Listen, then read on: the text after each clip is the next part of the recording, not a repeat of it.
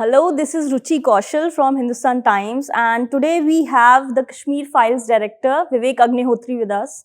So you are coming back again with the Kashmir Files Unreported. If I look at this file, it reminds me of the file Mithun Chakrabarti showed in the film, somewhat like that, cuttings and all. Yeah. So, is it the uncensored content of the Kashmir Files, or it could not be included due to the length? Or just the real accounts of real people? All three, I would say. Okay. Okay, this is definitely the uncensored, unreported, more than uncensored. Whatever media failed to report in last 32 years, it's all there. Second thing is that this is all the raw, honest, as is data and research and testimonials of the victims of Kashmiri Hindu genocide, which we have put in docu-series format, and it's going to for the world to see and judge for themselves. And the third thing is, I have been challenging everybody since Kashmir Files. Show me one dialogue, one scene, one shot, one sentence in the film which is not true. Okay? And this is going to shut everybody's mouth because this is the truth and only truth. So just now you said that there is no line which is false, nothing. Yeah. So still, despite such a storytelling which you have taken, you have told the story from the perspective of the person who is questioning everything. So still people are questioning the facts. So I am not sure.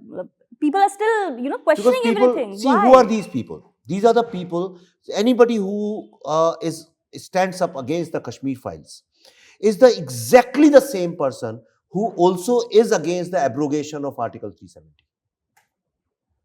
Right?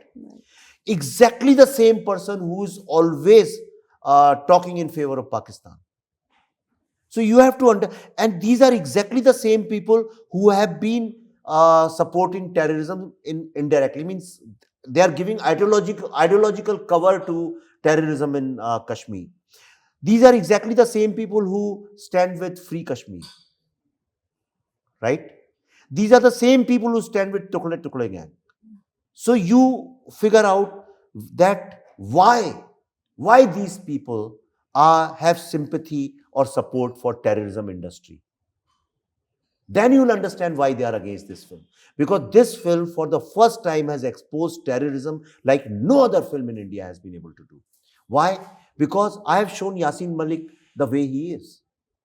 And in fact, if you see, in Kashmir Files, the most powerful dialogues and the best characters are of Pallavi and Yasin Malik.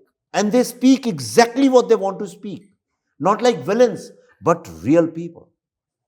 That's why they hate it. Because I have exposed, they know I understand their politics. That's why they hate me. Okay, so the brief came for the Kashmir Files Unreported. You said, gear up to cry. It's so emotional. So what should the audience brace themselves for? A very raw, honest truth. Second thing is, you will also know, you will cry, of course. You can't see so much pain. But at the same time, you will also know how cruel are those people who have hidden such truth from us. How cruel and vicious and sinister these people who support terrorism in Kashmir. Okay, so will the Kashmir Files Unreported have that gory violence also which we saw in the Kashmir Files? No. Because there we could create something, and also we were not present when the violence was taking place.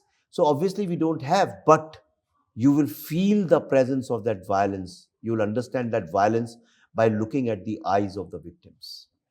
Okay.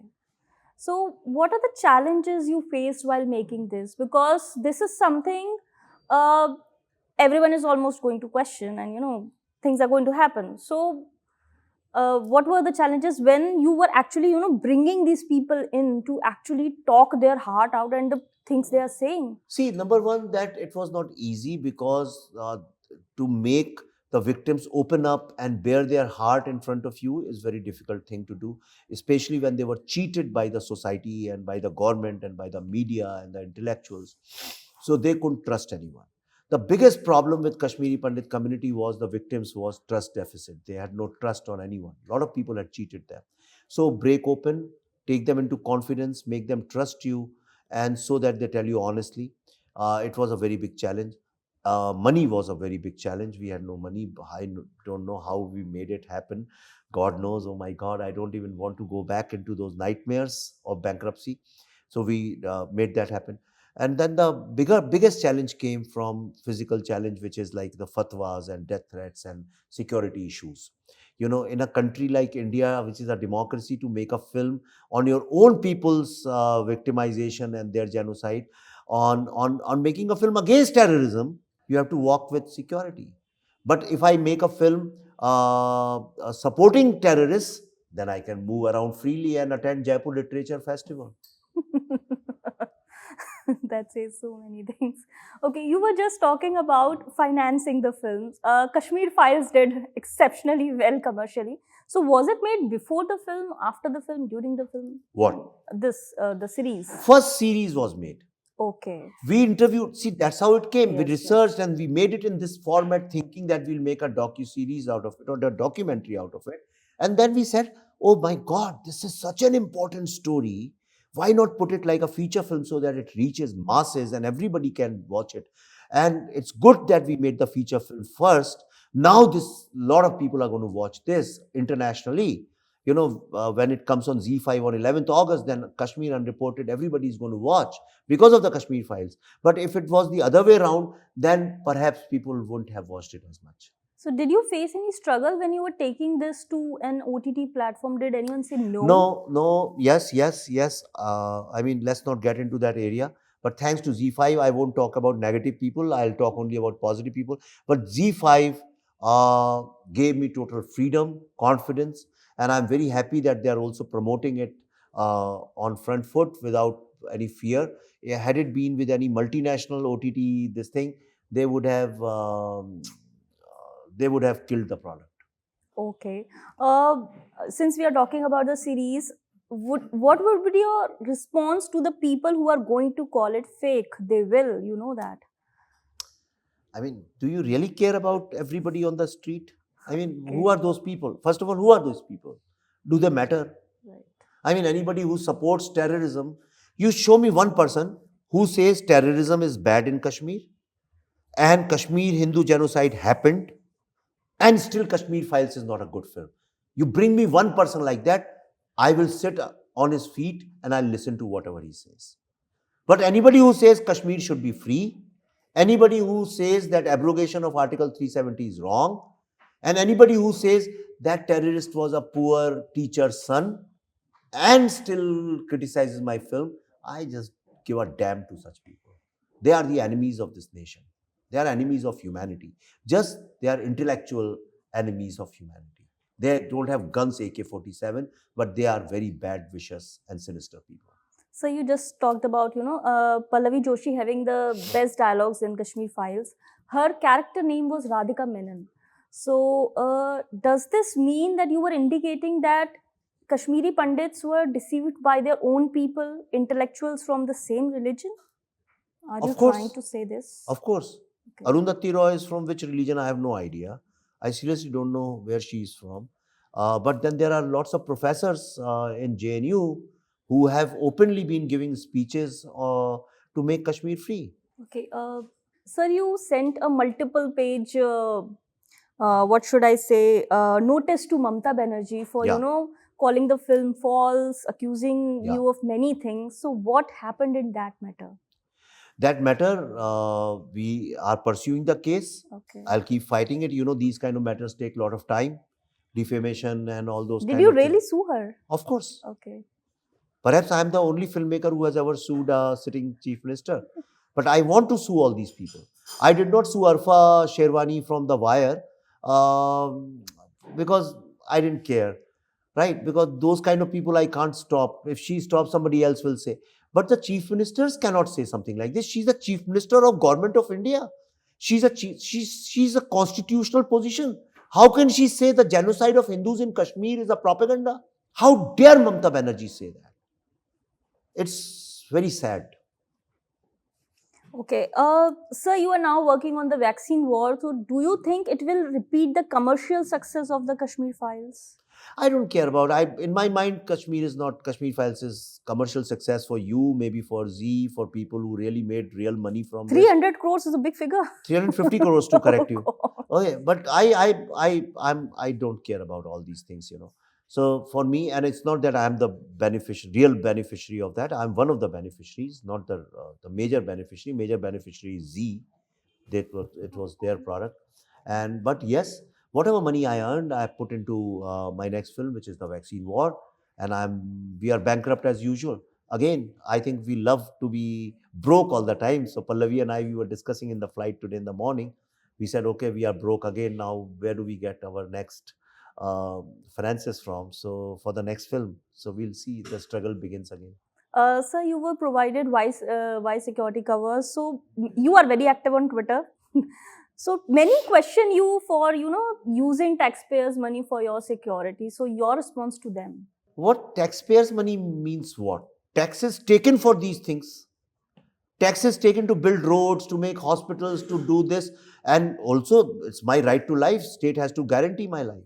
It's not that I want security. It's the central government and the intelligence agencies which think that I need security. And it's a very sad commentary. It's a shame on our society and our intellectuals and people that somebody is talking about the victimization of our own people has to be given security. It's like Spielberg making a film on Jew Holocaust needs security. Don't you think it's such a shameful commentary on our society? Has an incident happened of that sort when you felt like your life is I not don't safe? feel anything. It's not about Your me. family. The intelligence agencies do that. Yes, because fatwa, what is a fatwa? The fatwa jab issue hote hain, then they give security. When you are heckled, when people attack you from all sides and there is a real perception of threat on you, then they give you security. But it's like a jail, it's a prison, and I don't like it. I can't go out with my children. You said in a tweet that glamorizing extreme violence in cinema is called talent.